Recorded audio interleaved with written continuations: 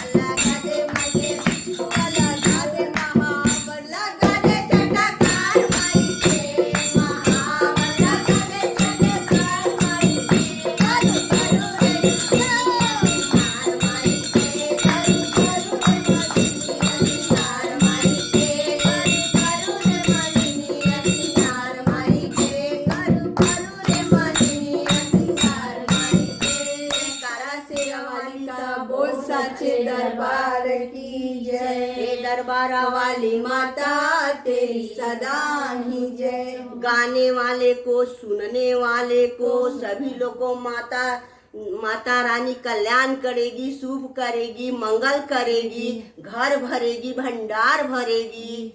जय माता दी। जय माता दी।